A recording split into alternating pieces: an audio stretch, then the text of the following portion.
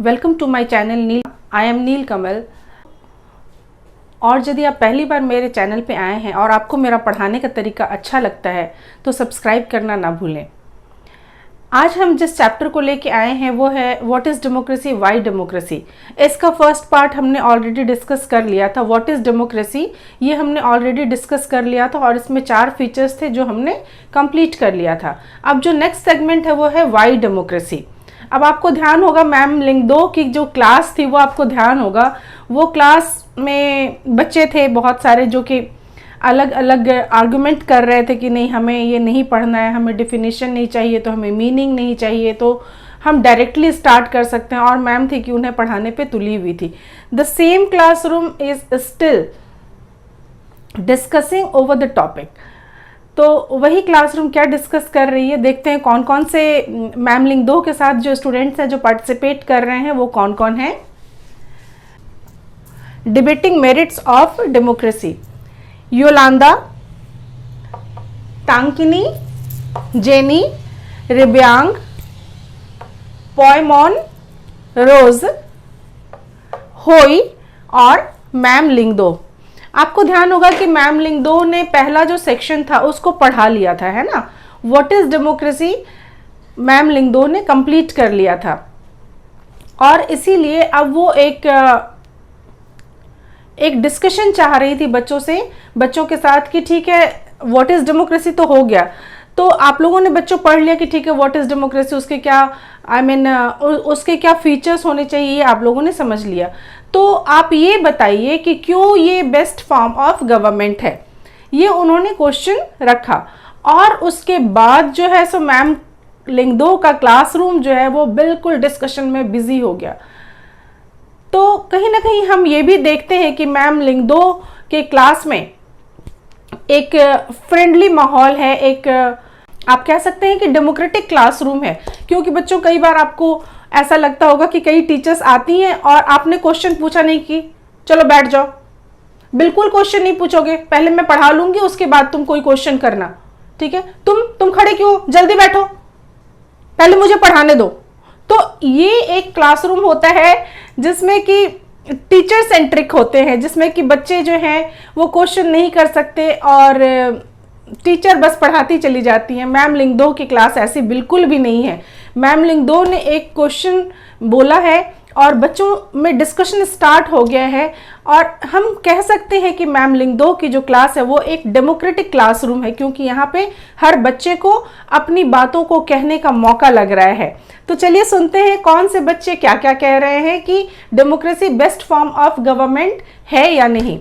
सबसे पहले हम योलांडा की बात लेते हैं। योलांडा क्या कहता है, योलांडा कहता है कि प्रीवियस चैप्टर में हमने पढ़ा है, प्रीवियस चैप्टर ऑल तो आप लोगों का डिलीट हो चुका है पर रेफरेंस वहीं का आ रहा है कि प्रीवियस चैप्टर में हमने पढ़ा है कि डेमोक्रेसी जो है वो बेस्ट फॉर्म है और ऐसे बहुत सारी कंट्रीज हैं जो कि नॉन डेमोक्रेटिक हैं लेकिन अब वो डेमोक्रेटिक कंट्री बन रही हैं। तो ये क्या काफ़ी नहीं है, सभी बड़े बड़े लोग जो हैं वो अच्छी अच्छी बातें कह रहे हैं डेमोक्रेसी के बारे में, तो इसमें डिस्कशन करने की क्या ज़रूरत है, डिस्कस करने की तो कोई ज़रूरत नहीं है। तो ये तो अच्छी बात है, ये तो पता चल रहा है कि ठीक है democracy best form of government है, तभी तो सब इसके बारे में अच्छी अच्छी बातें कह रहे हैं। तांकिनी का कहना है कि लेकिन मैम लिंगदो ने तो ये बोला था कि हमें कोई भी चीज़ सिर्फ इसलिए नहीं स्वीकार कर लेनी चाहिए क्योंकि सब कोई उसे स्वीकार करते हैं। जेनी कहती है कि बिल्कुल गलत रास्ता है, डेमोक्रेसी कोई अच्छी बात नहीं है, क्योंकि देखो इतने साल से हमारे यहाँ डेमोक्रेसी है तो कौन सी बड़ी बात हो गई है, इतनी गरीबी आज भी फैली हुई है चारों तरफ। तो डेमोक्रेसी जो है वो एक गलत रास्ता है और सारे के सारी कंट्रीज जो है एक गलत रास्ते पे जा रही हैं जिन्होंने भी डेमोक्रेटिक फॉर्म ऑफ गवर्नमेंट को अपनी कंट्री में इम्प्लीमेंट किया है। रिब्यांग कहता है कि बट इसमें डेमोक्रेसी का क्या लेना देना है, क्या हम गरीब इसलिए हैं क्योंकि हमने डेमोक्रेटिक फॉर्म ऑफ गवर्नमेंट को अपने यहाँ लागू किया है, या कि डेमोक्रेटिक फॉर्म ऑफ गवर्नमेंट के होने के बावजूद भी हम गरीब हैं, इसमें कौन सी बात है। जेनी कहती है कि कोई फर्क नहीं पड़ता, इससे कोई फर्क नहीं पड़ता क्योंकि डेमोक्रेसी जो है वो बेस्ट फॉर्म ऑफ गवर्नमेंट हो ही नहीं सकती, क्योंकि जितने भी पॉलिटिशियंस हैं ये आपस में सत्ता के लिए लड़ते रहते हैं और इसमें इनस्टेबिलिटी है, इसमें करप्शन है, तो ये बेस्ट फॉर्म ऑफ गवर्नमेंट नहीं हो सकता है, ऐसा जेनी का मानना है।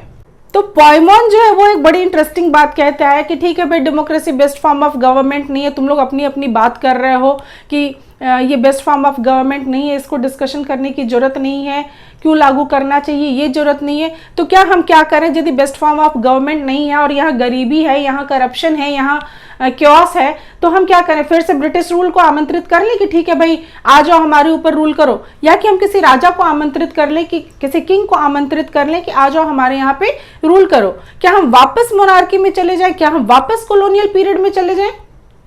रोज का कहना है कि मुझे नहीं पता, मुझे ऐसा लगता है कि जितने भी पावर्स हैं वो किसी एक व्यक्ति में होने चाहिए और उसको डिसीजन लेने का राइट होना चाहिए कि कंट्री के हित में क्या है, और तभी हम इस गरीबी को, इस करप्शन को और इस तरह की जो इनस्टेबिलिटी है इसको हम खत्म कर सकते हैं। तो क्लासरूम में से कोई एक चिल्लाता है, अरे यदि सारे पावर्स एक ही लीडर के पास हो जाएंगे तो फिर तो वो डिक्टेटरशिप है, बिकॉज यू नो कि ऑर्गन्स ऑफ गवर्नमेंट में जो पावर्स लेने का ये है वो बटा हुआ है गवर्नमेंट के जो 3 ऑर्गन हैं, लेजिस्लेचर, एग्जीक्यूटिव और जुडिशियरी। तो इसमें लेजिस्लेचर जो है वो लॉ बनाता है, एग्जीक्यूटिव उसको एग्जीक्यूट करती है, और जो जुडिशियरी है तो जो कोई भी रूल को वायलेट करता है उसको वो पनिश करती है। लेकिन यदि सारे के सारे पावर एक ही व्यक्ति के हाथ में आ जाएं तो फिर ये कहीं ना कहीं डिक्टेटरशिप वाली बात हो जाएगी। तो ऐसा कैसे पॉसिबल है कि सारे पावर एक ही व्यक्ति को दे दिए जाएं? तो होई का ये कहना है कि और यदि जिस व्यक्ति को हमने सारे पावर्स दे दिए, एक ही व्यक्ति में सारे पावर्स हमने निहित कर दिए, और यदि वो अपने और अपने परिवार के लिए काम करने लग जाए, फिर क्या करेंगे हम? हमारे हाथ में क्या रह जाएगा? रोज का कहना है कि मैं सिर्फ ऑनेस्ट, सिंसियर और स्ट्रांग लीडर की बात कह रही हूँ कि ऐसे किसी व्यक्ति को सारी निर्णय लेने की शक्ति होनी चाहिए। होई ने बहुत अच्छी बात कही, ये तो तुम रियल डेमोक्रेसी की तुलना आइडियल डिक्टेटरशिप से कर रही हो, ऐसा नहीं होना चाहिए। रियल की तुलना रियल से होनी चाहिए, आइडियल की तुलना आइडियल से होनी चाहिए। जब आप कंपेयर करते हो तो एक को बिल्कुल लो और एक को बिल्कुल हाई रख दोगे तो ऐसा नहीं चलेगा। तो ये बिल्कुल सही रास्ता नहीं। और फिर हमने तो यदि आप पीछे जाके देख लो, आप इतिहास पलट के देख लो कि जितने भी डिक्टेटरशिप हुए हैं वही सबसे ज़्यादा करप्ट होते हैं, वही सबसे ज़्यादा सेल्फिश होते हैं और वही सबसे ज़्यादा ब्रूटल होते हैं। और सबसे दुखद बात तो ये है कि इनसे फिर छुटकारा पाना भी संभव नहीं हो पाता है। So Madam Lingdo was listening to this discussion with interest. Now she stepped in. I was delighted to see you all arguing so passionately. I don't know who is right and who is wrong. That is for you to settle. But I did feel that you all wanted to speak your mind. You may have felt very bad if someone tried to stop you or if someone punished you for saying what you felt. Would you be able to do that in a country that is not democratic? Is that a good argument for democracy? अब बच्चों के बीच ये discussion जब चल रहा था तब madam Lyngdoh जो हैं वो भी लास्ट में इस डिस्कशन में शामिल हुई और बोली कि मुझे तो बस आप लोग जो ये डिस्कस कर रहे हो ये सुन के बहुत अच्छा लग रहा है। आप कितने पैशनेटली ये डिस्कशन कर रहे हो। अब आप सोचो कि आप जो कुछ भी कहना चाहते हो उसको कहने से यदि आपको रोक दिया जाए तो आपको कैसा महसूस होगा। तो डेमोक्रेटिक कंट्री में ये पॉसिबल है कि आप जो कहें उसको कोई नहीं रोके, आपको कहने की आज़ादी है। लेकिन आप किसी ऐसे जगह के बारे में सोचो जहां आपको कहने की आज़ादी नहीं है, तो कैसा रहेगा। तो ये जो डिस्कशन है वो डेमोक्रेटिक कंट्री के डिस्कशन को समझने के लिए कैसा है। तो ये डेमोक्रेटिक क्लास का जो डिस्कशन है ये डेमोक्रेटिक कंट्री को समझने के लिए बहुत ही उम्दा एग्जाम्पल है, क्योंकि इसमें हम ये देख पाते हैं कि स्टूडेंट्स को यदि हम इस नज़रिए से देख लें कि ये स्टूडेंट्स जो हैं वो सिटीजन्स हैं और मैम जो हैं वो एक लीडर हैं, डेमोक्रेटिक लीडर हैं जो अलाउ करती हैं अपने सारे सिटीजन्स को अपनी बातें कहने का। तो ये बहुत ही अच्छा एग्जाम्पल है। इसके द्वारा हम समझ पाते हैं कि डेमोक्रेसी जो है वो क्यों बेहतर फॉर्म ऑफ गवर्नमेंट है। तो अब हम इसके एडवांटेज और डिसएडवांटेज पढ़ेंगे। हमारा जो नेक्स्ट सेगमेंट है वो है आर्ग्यूमेंट अगेंस्ट डेमोक्रेसी, यानी डेमोक्रेसी के खिलाफ में कौन कौन सी बातें हैं जो कि डेमोक्रेसी का पक्ष नहीं लेते, जो डेमोक्रेसी को नहीं चाहते हैं, वो इसके लिए कौन कौन सी बातें कहते हैं। तो डेमोक्रेसी की क्या बुराइयां हैं वो हम देखते हैं। तो argument against democracy, leaders keep changing in leaders keep changing क्या मतलब है? जैसे डेमोक्रेटिक कंट्री में क्या होता है कि हर 5 साल पे इलेक्शंस होते हैं और 5 साल बाद रूलर चेंज हो जाते हैं, तो इसको माना जाता है कि एक स्टेबिलिटी नहीं है, इनस्टेबिलिटी है, क्योंकि भाई कोई चुना जाए तो वो 10-15 साल 20 साल रहे तो अच्छी बात है, लेकिन डेमोक्रेसी में क्या होता है कि हर 5 साल बाद रूलर जो है वो चेंज हो जाता है। इसको माना गया है कि ये एक डिमेरिट है। नेक्स्ट पॉइंट है हमारा कि political competition and power play. Democracy में क्या होता है कि इलेक्टोरल कंपटीशन होते हैं, आपको मालूम है। तो इलेक्टोरल कंपटीशन में क्या होता है कि सत्ता तक पहुंचने के लिए बहुत तरह के गेम खेले जाते हैं, पावर प्ले उसको बोलते हैं। तो इसमें क्या होता है कि कई बार मोरालिटी का स्थान नहीं रह जाता, यहाँ पे कोई स्कोप नहीं होता है मोरालिटी का। तो जो कोई भी राजनीति में उतरता है वो इस गंदगी में फंसता ही है, और सत्ता की लड़ाई जिसे कहते हैं, उस सत्ता की लड़ाई में फिर कुछ भी नैतिक नहीं रह जाता है। तीसरा जो डिमेरिट है डेमोक्रेसी का वो है कंसल्टेशन। कंसल्टेशन मीन्स क्या होता है? इसमें क्या होता है कि कोई सा भी जो डिसीजन लिया जाता है कोई एक व्यक्ति नहीं लेता, क्योंकि आपको बताया मैंने कि ऑर्गन्स जो हैं वो 3 है गवर्नमेंट के 3 ऑर्गन्स हैं, और जब कभी भी डिसीजन लेने की बात होती है तो सब कोई मिल के डिसीजन लेते हैं, और इस डिसीजन लेने के क्रम में क्या होता है कि कई बार डिले हो जाता है। जैसे फॉर एग्जांपल मैं आपको बताऊं कि मान लो हमें अपने क्लास में कोई एक प्रोजेक्ट तैयार कराना है, और मान लो हमारे क्लास में 35 स्टूडेंट्स हैं, और मैं वेट करती रहूं कि ठीक है वो स्टूडेंट जब आएगा तब मैं कराऊंगी और वो जब आएगा तब कराऊंगी, और ऐसा हमेशा नहीं हो पाता। क्लास में हमेशा ही 2-4 बच्चे एब्सेंट होते ही हैं, चाहे जिस भी रीज़न से हों।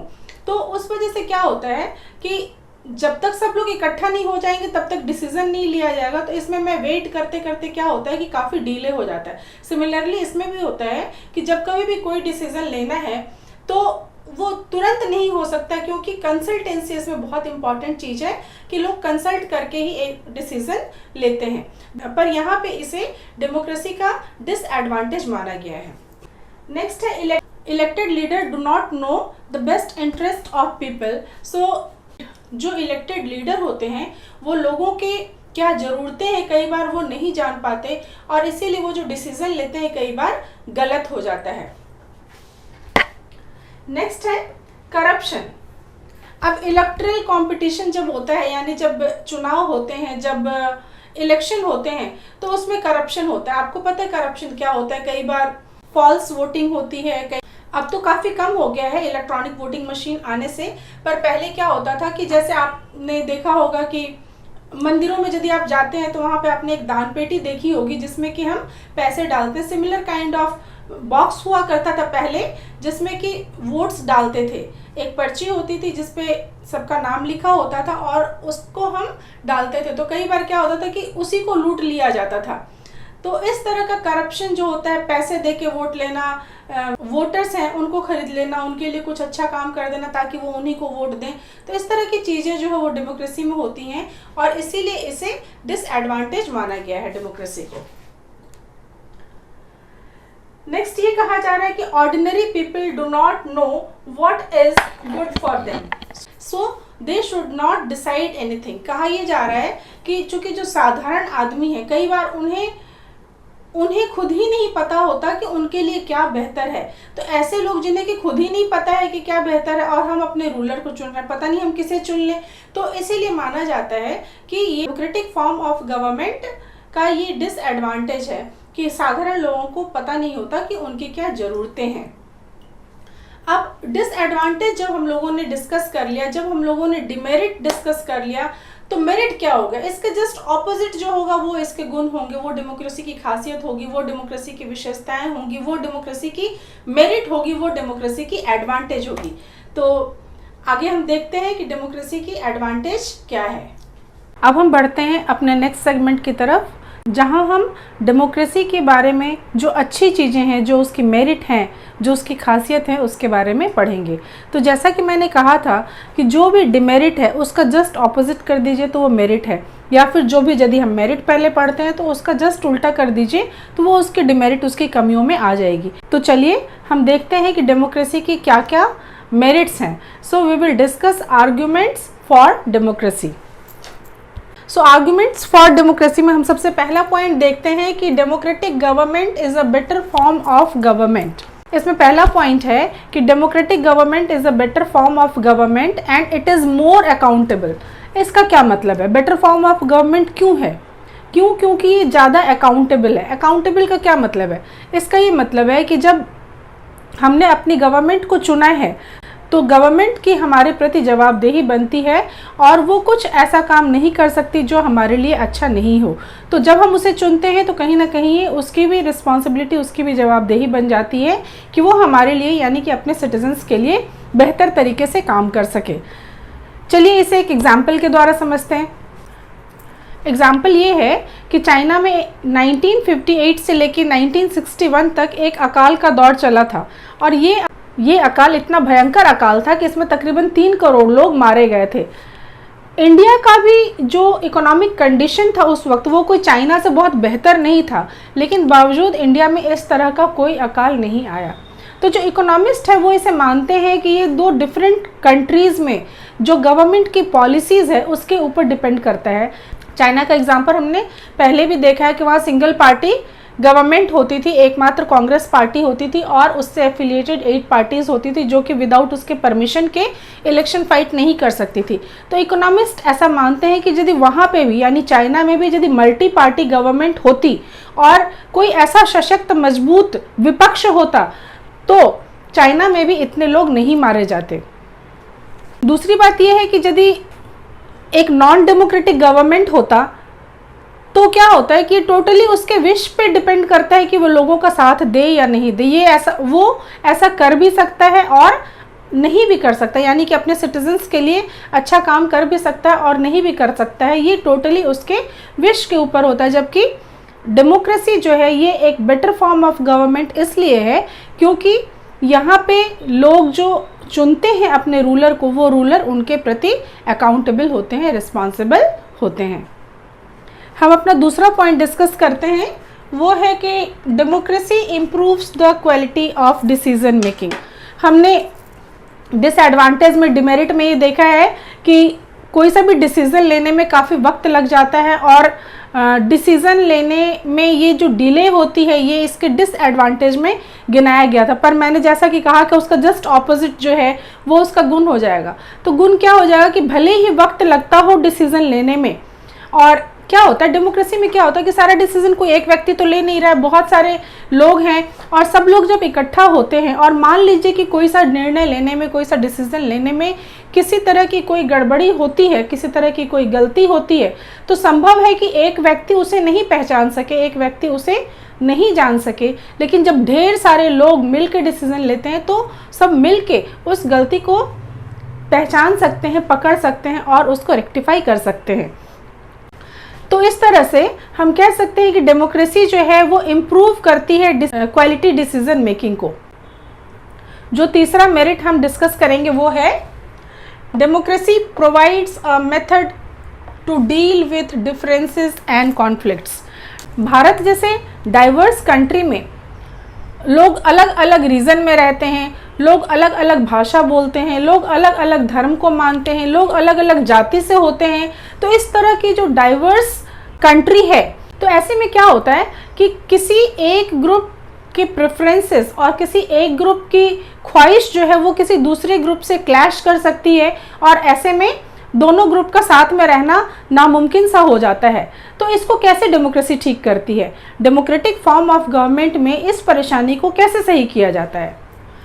अब दूसरे टाइप ऑफ गवर्नमेंट में क्या होता है कि इस तरह की यदि समस्या होगी तो उसे ब्रूटल तरीके से सॉल्व कर लिया जाता है कि जो ग्रुप ज़्यादा पावरफुल होती है, जो ग्रुप ज़्यादा डोमिनेंट होती है, वो दूसरे ग्रुप को परेशान करती है या उसको अपनी चीज़ें मानने के लिए बाध्य करती है। लेकिन डेमोक्रेसी में ऐसा नहीं होता है। तो डेमोक्रेसी में क्या होता है कि कोई भी सोशल ग्रुप ना तो परमानेंट विनर है, ना ही वो परमानेंट लूज़र है, बल्कि अलग अलग सोशल ग्रुप्स जो हैं, अलग अलग धर्म को मानने वाले, अलग अलग जाति के, अलग अलग मान्यताओं वाले सभी लोग पीसफुली मिलके एक साथ रहते हैं। और डेमोक्रेसी जो है इस तरह से हमारे देश की एकता को बहुत बढ़ाती है। तो आप देखेंगे कि ये तीनों जो है, जैसे कि democratic government is a better form of government and it is more accountable. दूसरा कि democracy improves the quality of decision making, then democracy provides a method to deal with differences and conflict। ये तीनों को यदि हम ध्यान से देखेंगे तो हम ये ध्यान देंगे कि ये जो खासियत है डेमोक्रेसी की, ये गवर्नमेंट के पॉइंट ऑफ व्यू से है, गवर्नमेंट के एंगल से ये खासियत है। लेकिन सिटीजन्स का क्या, सिटीजन्स के लिए भी तो कुछ खासियत होनी चाहिए डेमोक्रेसी की।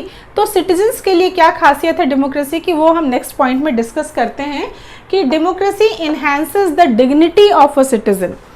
इसमें क्या होता है कि लोगों को पॉलिटिकल इक्वालिटी दी गई है और उनका स्टेटस सेम होता है, चाहे वो अमीर हों, गरीब हों, कम पढ़े लिखे हों, ज़्यादा पढ़े लिखे हों, तो उन सभी को ये एक ही स्टेटस देता है, वो है पॉलिटिकल इक्वालिटी का स्टेटस।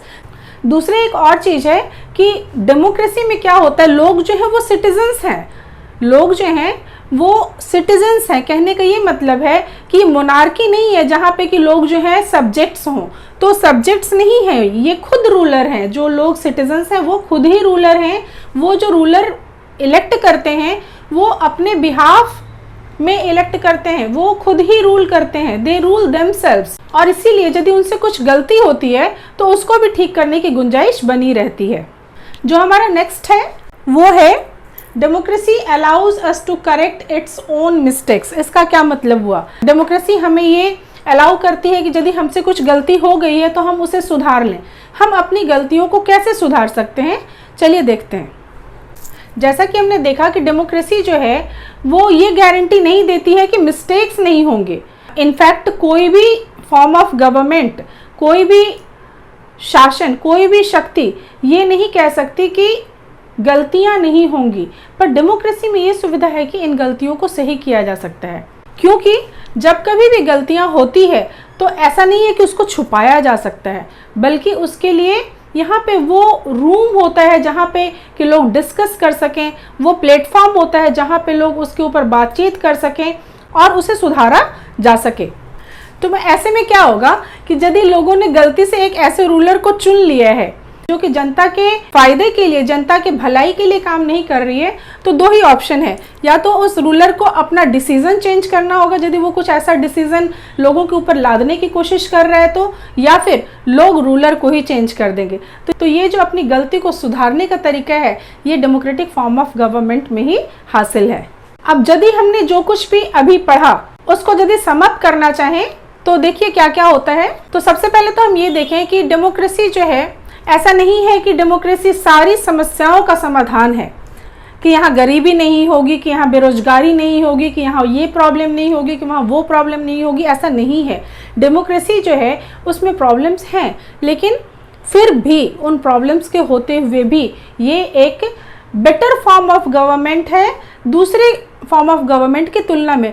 बट ऑब्वियसली क्योंकि ऑटोक्रेटिक गवर्नमेंट यदि होगी तो वो उसकी मनमानी चलेगी, आपका कुछ भी नहीं होगा उसमें। यदि डिक्टेटरशिप होगा तो उसमें भी आपकी बात नहीं सुनी जाएगी। और जितने भी फॉर्म ऑफ गवर्नमेंट हम देख लें तो उसमें जो लोग होते हैं उनकी स्थिति नगण्य होती है, उनको कोई पूछता नहीं है। लेकिन डेमोक्रेसी ही एक ऐसा फॉर्म ऑफ गवर्नमेंट है जहाँ पे शक्ति आपके हाथों में रहती है, आप अपने रूलर को चुनते हो। और इतना ही नहीं, आप सिर्फ रूलर को चुनते ही नहीं हो, यदि रूलर आपके अकॉर्डिंग सही तरीके से काम ना कर सके तो आप उस रूलर को उसके पोस्ट से हटा भी सकते हो। ये एक बहुत बड़ी सुविधा है डेमोक्रेसी में।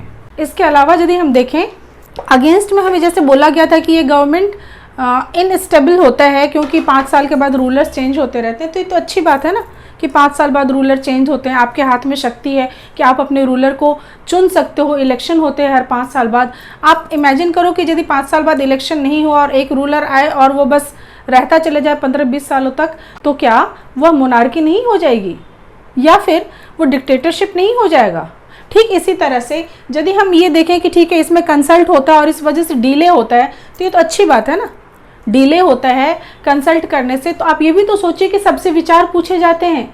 अच्छा ये बताइए आपको कैसा लगता है, मान लीजिए घर में कुछ डिसीजन लेना है और पेरेंट्स आपको बुलाते हैं और आपको बिठाते हैं और पूछते हैं कि ठीक है इस बारे में तुम्हारा क्या विचार है, तो आपको कैसा लगता है? आपको प्राउड फील होता है कि हमसे पूछा जा रहा है, यानी हमें इम्पोर्टेंस दी जा रही है और हम किसी डिसीजन में सहभागी हैं। ठीक वैसा ही सिटीजन्स के साथ भी होता है। जब सारे लोग मिल के डिसीजन लेते हैं तो ऑफ कोर्स उसमें लेट होता है, डिले होता है, बट वो डिले जो होता है वो क्वालिटी ऑफ डिसीजन को बेटर करता है, बहुत ही उम्दा डिसीजन होता है। तो इस तरह से हम कह सकते हैं कि डेमोक्रेसी जो है वो एक बेटर फॉर्म ऑफ गवर्नमेंट है। इसीलिए यही रीज़न है कि आज जितने भी नॉन डेमोक्रेटिक कंट्री हैं वो या तो डेमोक्रेसी को अपना रहे हैं या एटलीस्ट प्रिटेंड कर रहे हैं कि हाँ हम भी डेमोक्रेटिक कंट्री हैं, ताकि उन्हें भी मान्यता मिल जाए। तो हमारा ये सेगमेंट यहीं पे ख़त्म होता है। हमारा इस चैप्टर का लास्ट टॉपिक है वो है ब्रॉडर मीनिंग ऑफ डेमोक्रेसी। तो इसको लेके मैं कल हाजिर होती हूँ, और तब तक के लिए आप लोग जो कुछ मैंने पहले पढ़ाया है वो सारे वीडियोस को देखिए, उसको अंडरस्टैंड कीजिए। ये इसीलिए भी ज़रूरी है क्योंकि तब आप ज़्यादा बेहतर तरीके से समझ पाएंगे कि ब्रॉडर मीनिंग आखिर क्या है। एक मीनिंग तो ये हो ही रहा है, हर दिन अलग अलग मीनिंग बता रही है मैम, तो कभी बताती है इसका ये मीनिंग है, कभी वो बताती है, अब कह रही है कि इसका एक ब्रॉडर मीनिंग भी है। तो ये ब्रॉडर मीनिंग क्या है, इसको समझने के लिए मेरे नेक्स्ट वीडियो का इंतजार कीजिए।